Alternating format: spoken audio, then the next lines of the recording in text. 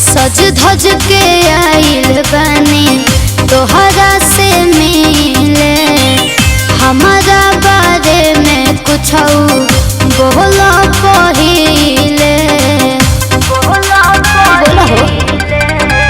सज धज के आइल बानी तोहरा से मिले, हमारा बारे में कुछ बोला पहिले।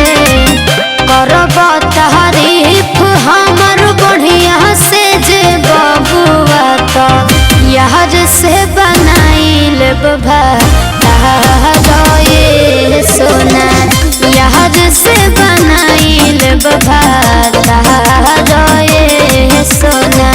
सड़िया पहिरे लोटा गुड़िया नियन लागेलू, दिख तलवार सलावार ये सोना।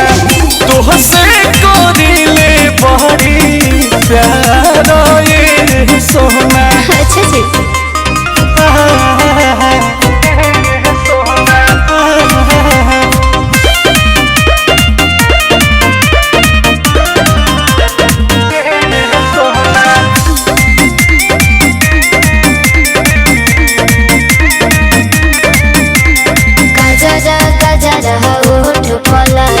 माधु पबिंदी लगहिले बानी, सोरह सिंगार कुंवर में हम तो तोहरे खातिर कहिले बानी।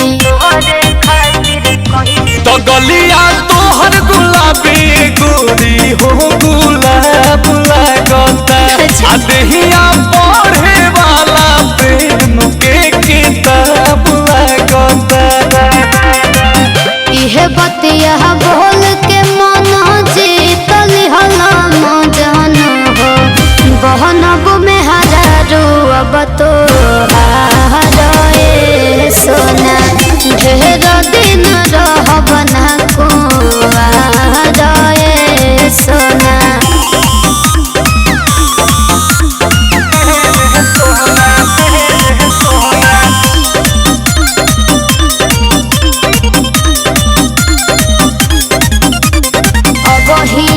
भर बहानी दा कुछ दिन